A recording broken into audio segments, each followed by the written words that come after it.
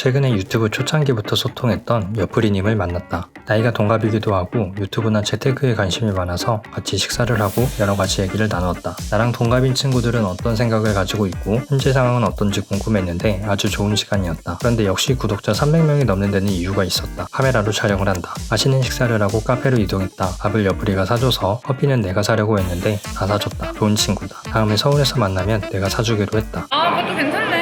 한번 진짜 카드값 다 공개해가지고 앞으로 저는 얼마씩 줄여서 매달 한잔 더 하죠. 카페에서 얘기를 나누다가 영상을 찍기로 결심했다. 사실 무슨 얘기를 하고 어떻게 편집을 해야 할지 모르겠다. 결론부터 얘기하면 나는 9월에 262만원을 썼다. 아마 내 머릿속에 사라진 현금을 합치면 280만원이 넘지 않을까 생각된다. 여프리가 준 가계부 양식으로 정리를 했는데 현타가 왔다. 그동안 왜 카드값이 빠져나갈 때마다 마음이 아팠는지 알 수 있게 됐다. 7월 8월도 카드값을 보니까 비슷한 수준이거나 그 이상이었다. 나는 지금 이 영상을 찍으면서 도대체 뭘 하고 다녔길래 카드값이 이렇게 나왔는지 핸드폰 영상을 찾아보기로 했다. 첫 번째 영상은 조개찜이었다. 여기에 가을에 맛있다던 대하구이와 소고기 샤브샤브, 칼국수까지 먹었다. 따뜻하고 담백한 국물이 예술이었으며 조개살은 탱글탱글하고 부드러웠다. 추운 겨울에 따뜻한 국물을 호호 불어서 호로록 마시면 이것이 바로 천국.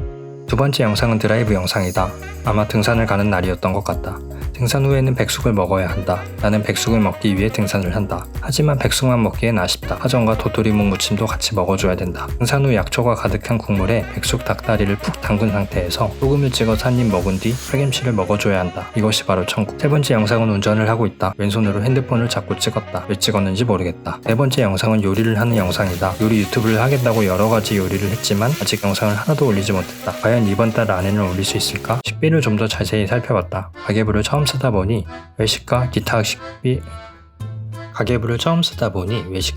식비의 구분이 안 됐다. 여프리와 통화해보니 기타 식비는 무시해도 된다고 했다. 한 달 식비 60만원. 나는 지난달에 도대체 무엇을 먹고 다녔던 것일까? 식비 내역을 살펴보니 나는 밖에서 무언가를 많이 사 먹기보다 한 번 먹을 때 비싼 음식을 먹었던 게 문제였던 것 같다. 예를 들면 초밥. 최근에 방송 출연과 관련된 내용으로 작가와 PD 등 여러 사람들과 소통을 했는데 이를 너무 엉망으로 해서 결국 계약 파기를 하자고 했다. 그 과정에서 너무 지치고 감정 소모와 스트레스가 심해서 퇴근하고 초밥을 먹었다. 맛있었다. 또는 혼자 시간적 여유가 있고 힘들 때 한 끼를 먹더라도 맛있는 걸 먹으려고 노력하는 편이다. 왜냐면 일을 하면서 밥을 못 먹는 날이 많기 때문이다. 그렇다고 항상 호화롭게 먹는 건 아니다. 바나나 3개와 계란 2개 이렇게 한 끼를 해결하는 날도 많다. 그 외에는 사업적으로 미팅하면서 식사를 대접하거나 커피를 마시는 데 사용했던 것 같다. 꾸민비, 생활비, 보험 통신비를 합쳐보니 31만원 정도 사용했다. 요리 유튜브를 위해 프라이팬을 사고 잠잘 때 편하게 자기 위해서 배기를 샀다. 가계부를 정리하고 보니 나는 소소한 여러 개를 사기보단 한 번에 큰 걸 지르는 것 같다. 여가생활과 건강 쪽을 살펴보니 목과 등이 아파서 마사지를 받았던 것 외에는 큰 지출은 없었다. 분명히 카카오 웹툰도 결제를 했던 것 같은데 빠져있다. 결제 내역을 못 찾는 걸까? 아니면 금액을 더 늘리기 싫어서 뺐던 걸까? 다음은 차량 유지 비용과 교통비다. 나는 대중교통을 이용하기도 하고 자동차를 타고 이동하기도 하는데 내 차 연비가 평균 5에서 6km가 나온다. 보급료를 넣어줘야 하는데 그래도 차량 유지비는 평균치 정도가 나오는 것 같다. 현금으로 구입한 차이기 때문에 할부금은 없고 7년 무사고 경력을 가지고 있지만 차량 특성상 보험료가 많이 나와서 보험료는 1년에